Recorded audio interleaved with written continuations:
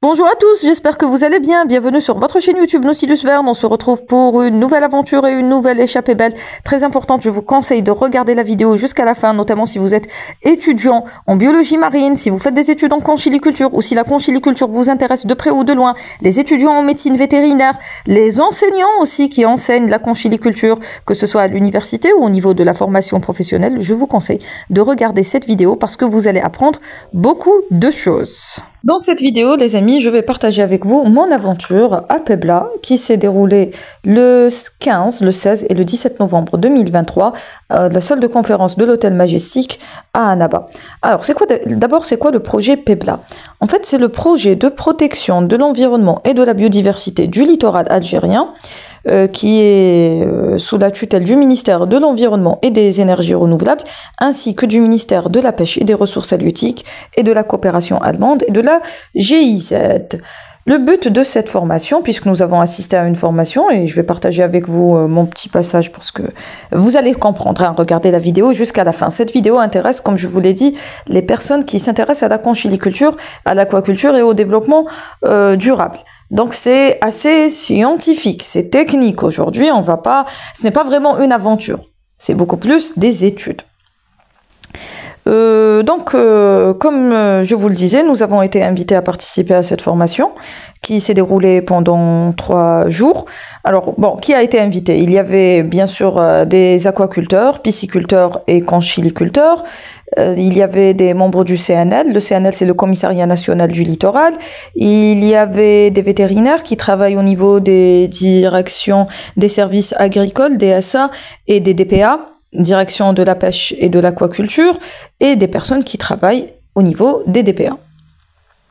Et les wilayas concernés, c'était les wilayas de Boumerdès, Tizi Ouzou, Béjaïa, Skikda, Annaba et Tadf. Et aussi la wilaya de Djidjel. Le but de cette formation, c'est le partage des bonnes pratiques du développement d'une aquaculture marine durable. Donc dans cette formation, concrètement, qu'est-ce qu'on a vu? On a vu ce que c'était que la conchiliculture, la pisciculture, comment choisir ses structures, comment c'est utile pour ceux qui débutent, hein, et pour l'administration aussi, parce qu'il faut former l'administration. Ce que c'est qu'une ferme conchilicole, de quoi est-elle composée, quelles sont les structures. On nous a également remis un guide des bonnes pratiques environnementales pour une aquaculture marine et durable. Je vous conseille de consulter ce document, surtout pour les étudiants et les enseignants à l'université. On a également parlé de pisciculture, on a parlé d'aspects techniques, des contraintes de chaque activité. On a également parlé de l'impact de ces activités-là et quelles étaient les choses à ne pas faire pour le développement durable de cette activité, de ces 2 activités. Et on nous a donné également des petits exercices. Donc on nous a divisé en groupes et dans chaque groupe, il y avait des conchiliculteurs ou des pisciculteurs ainsi que des membres du CNL, des membres des DPA et des vétérinaires des services agricoles et des DPA, puisqu'il existe 2 corps de vétérinaires, direction des services agricoles et direction de la pêche et de l'aquaculture. Donc voilà, c'était une formation enrichissante de par, je dirais, la diversité des participants, parce qu'il y avait un échange d'idées phénoménal. Alors, il y avait une diversité côté participants, et il y avait aussi une diversité géographique. Puisque, comme je vous l'ai dit, il y avait toutes les wilayas de l'Est algérien, de Boumerdès à Tadf, en passant par Tizi Ouzou, Béjaïa, Djidjel, Skikda et Annaba. Donc, chacun a exposé ses idées, ses problématiques. Il y avait un débat très riche et varié, et on venait tous d'horizons différents. On a pu échanger. Et il y avait également un échange entre confrères. Donc, concrètement, qu'est-ce que vous allez voir dans cette vidéo? Eh bien, on va partager avec vous le passage de notre équipe, parce qu'on nous a donné des exercices. On nous a divisé en plusieurs équipes pluridisciplinaires avec professionnels de l'aquaculture, conchiliculture ou pisciculture, CNL, vétérinaire et DPA. Et on nous a demandé de réaliser des petites études pour des petits projets. Donc naturellement, on a exposé un petit projet sur les filières subflottantes Et après notre équipe, vous allez voir un spécialiste en conchiliculture qui va parler des filières subsurface. C'est très important parce que c'est rare de trouver des personnes qui maîtrisent ce sujet. Déjà, la conchiliculture, il y a peu de spécialistes. Alors, pour parler de filières subsurface, c'est très rare. Donc, je vous conseille de regarder la partie de l'intervention de notre confrère. Pour ce qui est des valeurs, les valeurs que vous allez voir, pour ma part en tous les cas, ce sont des valeurs de l'exercice qui peuvent être très différentes de ce que peut connaître la réalité du terrain. Et vous allez également voir l'intervention de ma camarade de classe, puisqu'on s'est divisé chacun en fonction de sa spécialité. Moi, on m'a demandé de présenter l'aspect technique, donc j'ai partagé avec vous les calculs. Et ma camarade de classe a parlé de réglementation puisqu'il s'agit de son domaine de compétences. Donc c'est chacun en fonction de ses compétences. Voilà. Et je vous conseille de regarder la vidéo jusqu'à la fin parce qu'elle est très enrichissante, surtout pour les étudiants. Je vais vous présenter notre projet conchilicole qui est constitué de 12 templates ou filières. Chaque filière a une ligne mère dotée de 200 mètres de longueur. Et nous allons calculer différentes données qui sont nécessaires à la production. Donc une ongline, c'est quoi? C'est une filière composée d'une ligne mère qui est amarrée à ses extrémités grâce à un ancrage qu'on appelle des cormants. Et pour assurer la flottabilité de cette structure, il nous faut des flotteurs. Des flotteurs qui se situent aux extrémités se nomment des flotteurs de tête. Et par la suite, au niveau de la ligne mère, nous allons ajouter des suspensions. Ces suspensions, ça peut être des pochons ou bien des lanternes chinoises ou autre chose, en fonction de l'espèce que nous souhaitons produire. Ici, nous allons produire des moules, donc nous avons opté pour la technique des pochons. Donc nous allons devoir calculer dans une longue line de 200 mètres combien de pochons nous allons avoir, le rendement par pochon, le rendement par longue line et également le rendement global de la ferme, ainsi que la quantité de naissins dont nous allons avoir besoin pour faire notre production et la quantité de corps dont nous allons avoir besoin pour produire nos pochons. Donc comme données, nous avons 12 filières de 200 mètres, la distance entre les pochons est de 0,7 mètres et le rendement par mètre linéaire est de 7 kg par mètre et la longueur des pochons est de 4 mètres. Donc question numéro 1, de combien de pochons allons-nous avoir besoin ou combien de pochons allons-nous installer par longue line? Donc nous avons la longue line qui fait, la ligne mère qui fait 200 mètres de long. On va diviser par la distance qu'il y a entre les suspensions, qui est de 0,7 mètres. Ça va nous donner 285 pochons. Ce nombre, on va le multiplier par le nombre de longues lines, qui est de 12, et nous allons obtenir 3420 pochons. Ensuite, on nous demande combien on va produire par filière ou par longue line et combien cette ferme peut produire. Alors, sachant que le rendement par mètre linéaire est de 7 kg et que le pochon fait 4 mètres de long, donc nous allons tout simplement multiplier 7 kg par 4 mètres, ce qui va nous donner 28 kg de moules par pochon. Pour ce qui est de la production de la ferme, c'est le nombre de pochons multiplié par les 28 kg, ce qui va nous donner 95 760 kg par cycle de production. Maintenant, nous allons répondre à la troisième question, qui est la quantité de naissins qui nous sera nécessaire pour peupler ces longues lines. Donc, il y a un standard en Méditerranée pour Mytilus gallo-provincialis qui dit que 2 kg de naissins d'un centimètre produit 7 kg de mou. Donc c'est simple, ici on va faire une règle de 3 par rapport à la production totale et ce standard, et nous allons obtenir la valeur de 27 360 kg de naissins. Après, on nous a posé une autre question. Quelle est la longueur totale des pochons, c'est-à-dire la longueur des cordes et combien de rouleaux de cordes nous allons devoir acheter pour confectionner nos pochons. Donc, sachant que le pochon fait 4 mètres de long, eh bien, nous allons multiplier la longueur du pochon par le nombre de pochons total, ce qui nous donne 13 680 mètres. Maintenant, je laisse la parole à... Pour la question, le classement de l'établissement classé, on va y aller au degré 0744, fixant la nomenclature de l'établissement classé pour la protection de l'environnement. Donc, comme la pêche et l'aquaculture est classée 2800, on va chercher la rubrique de la conjuliculture. La conjuliculture se trouve dans la rubrique de 1815. La conjuliculture est soumise au régime déclaration. Ça nécessite ni étude d'impact ou notice d'impact sur l'environnement. Après, pour le dépôt, pour l'autorisation d'exploitation, le dossier sera déposé au niveau de la piscine concernée.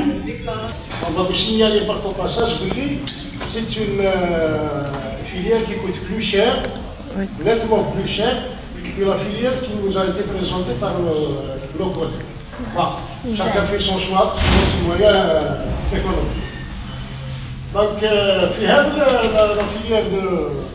de subsurface, la différence entre la subsurface et la subflottante, il y a la subflottante. Normalement, on a une partie de 8 mètres de chaîne à peu près, qui la maintient vers le bas. Et on peut la faire remonter jusqu'à la surface si on travaille avec un bateau de servitude. C'est tellement tirage direct, il faut directement l'intervention des plongeurs. Mais je parle de la surface. Donc, il y a la différence entre normalement trois types de filières qui sont au large. Il y a d'autres dispositifs d'élevage qui sont pratiquement dans des zones qui sont moins profondes. Les filières qui sont pratiquement, nous avons commencé en Méditerranée depuis pratiquement une vingtaine d'années. Un peu plus. 25 ans, ils ont commencé en France. Pourquoi ils ont commencé en France? Parce qu'il n'y a plus de place pour installer des filières au niveau des rivages. Et ça génère chez eux une pollution visuelle. Si on parle de pollution, je pourrais des dispositifs qui font dans le dos parce qu'ils ont le tourisme beaucoup plus développé que nos autres dans cette partie de la Méditerranée. Donc, si on se réfère à cette filière, nous avons 200 mètres de filière, ensuite nous avons des tendeurs, et les tendus de chaque côté, en notre filière, exactement. Ce qui est ajouté ici, ce sont des corps au niveau des jambes. Les corps morts, ils ont un coup, la castillage, là, un coup.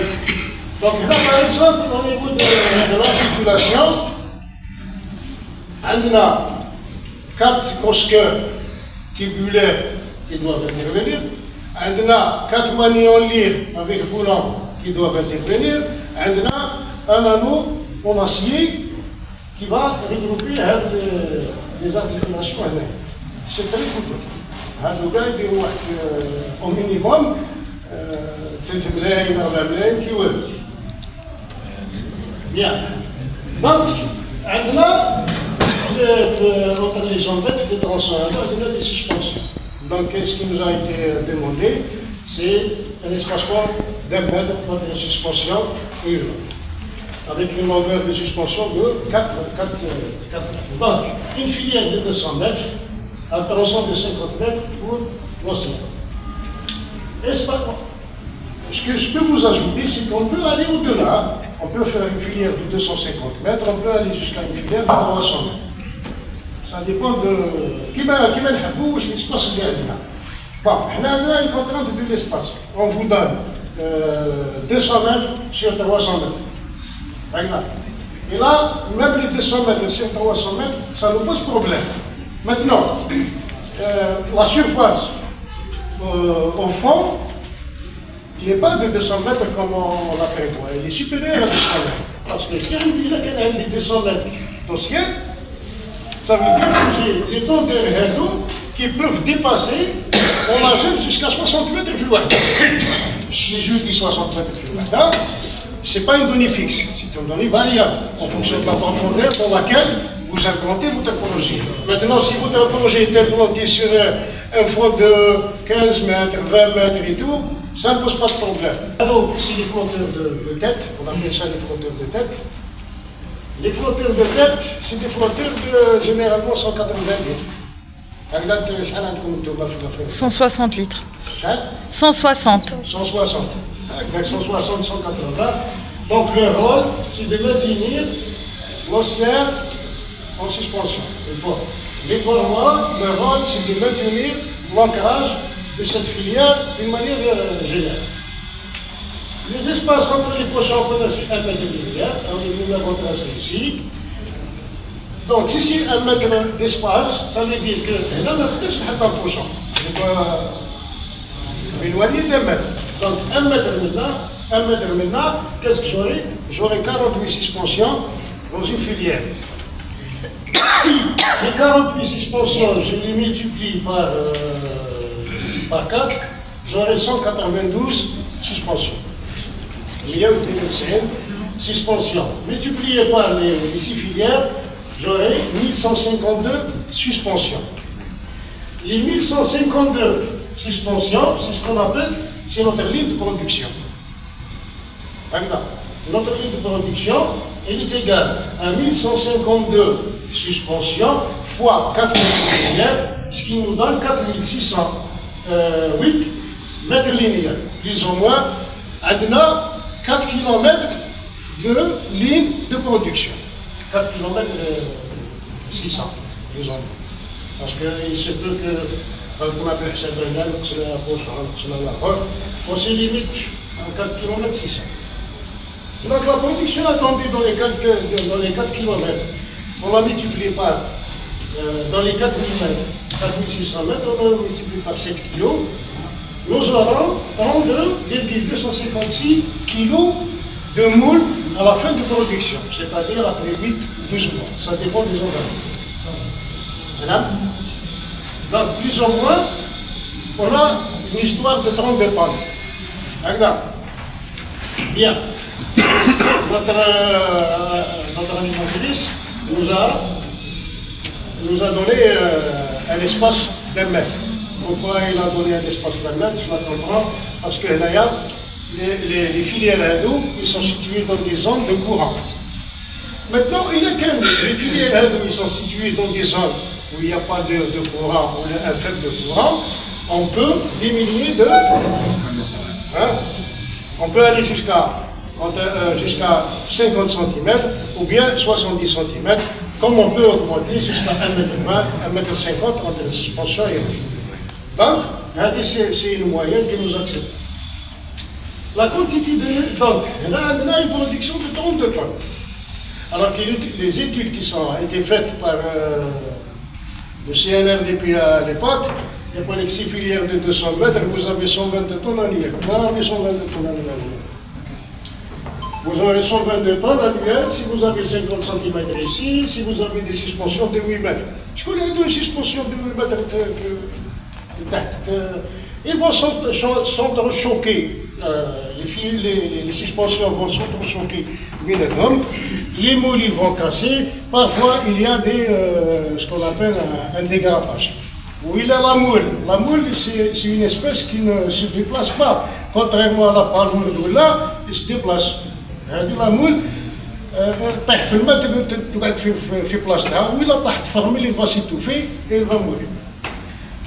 Donc, pour produire les 32 tonnes, on a besoin d'une quantité de raisin qui est de 2 kg par mètre linéaire, ce qui va nous donner 9 tonnes, 216 kg de raisin qui ne va pas dépasser les 1 cm.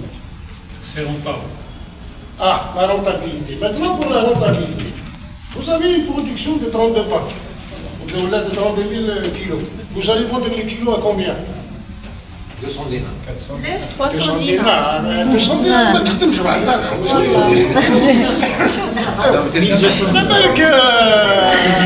على بالك واش حبيتوا هنايا 6 filières, الخدامين,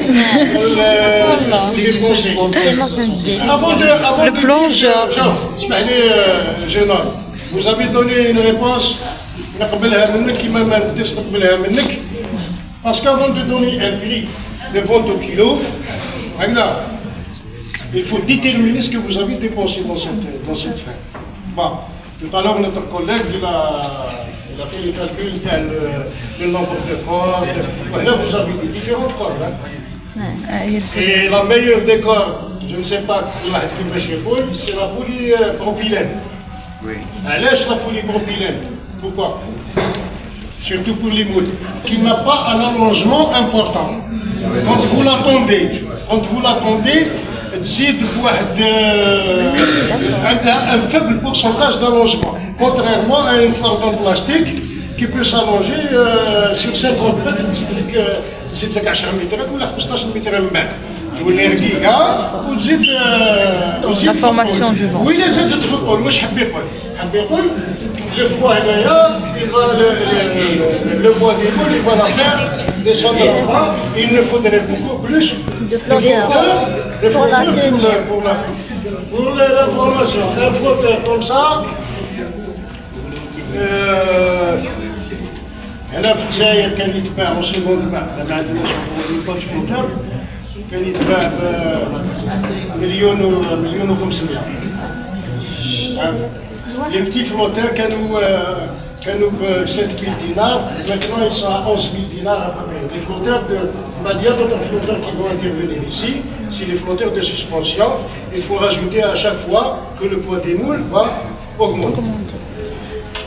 Bon, نقدروا نحسبوها نقدروا نحسبوها. مثلا sur شحال عندنا في الفيليير؟ Qui peut nous dire شحال عندنا le poids في la filière? Le poids dans une filière. Une filière qui a 100 une filière qui a 192 suspensions, ça fait fois 4 mètres. Ça fait combien? 192 fois 4 mètres. Fois 4 mètres. 768. Fois 7 kilos. Fois 7. 5 tonnes 376. 500. 5376. 5 tonnes par filière. 5 tonnes et Maintenant, demi. pour la flottabilité, on divise le poids par 4.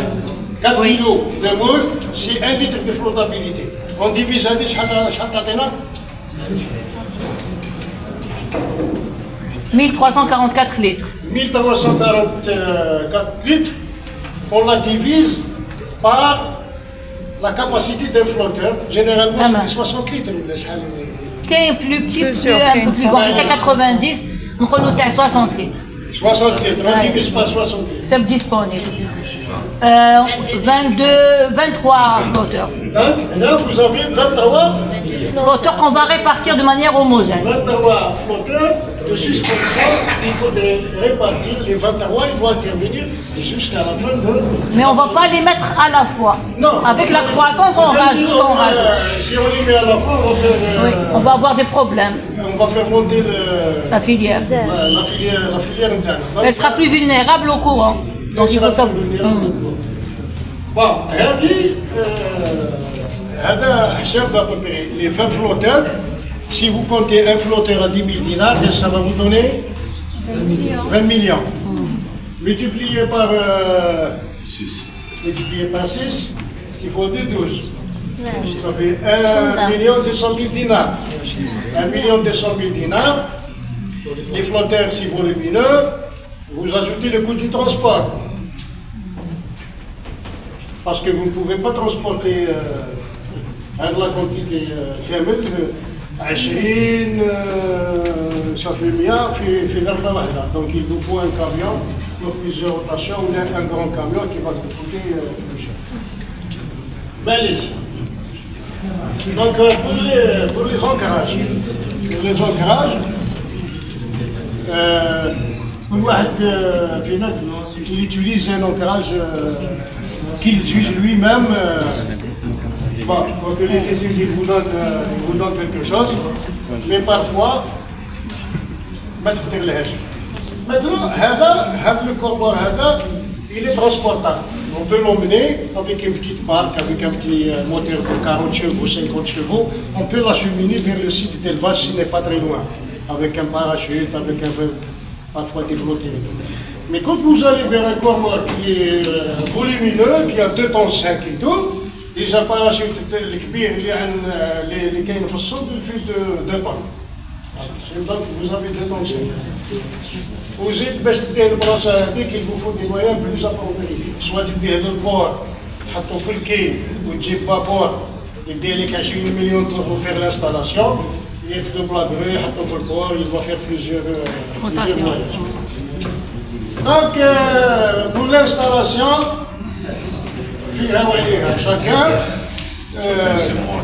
chacun ses moyens. Chacun la configuration de son site, les moyens dont il dispose, et beaucoup d'autres facteurs qui rentrent en jeu. Même les compétences de son personnel. Si vous avez un personnel compétent, ça va vous aider énormément dans votre travail. Si vous n'avez pas un personnel compétent, technique réalique, donc les gens qui doivent se lancer dans une activité quelconque doivent maîtriser eux-mêmes ce qu'ils doivent faire. Si vous dépendez des autres, vous ne réussirez jamais. C'est une règle de base que moi-même j'ai appris à mes débats. Par rapport à la classification de l'activité, la classification de l'activité a été déjà mentionnée par notre collègue. Mais les gens répètent pour rentrer l'information. C'est un régime déclaratif. Quand vous déclarez votre activité au président de l'APC. Il ne faut pas confondre déclaration et autorisation de l'APC. La déclaration, ce n'est pas l'autorisation de l'APC. Vous avez une activité, vous la déclarez à votre APC. Vous n'attendez pas une autorisation. Mais qu'est-ce que c'est une autorisation? Très bien. Donc la conchyliculture ne demande pas un rapport.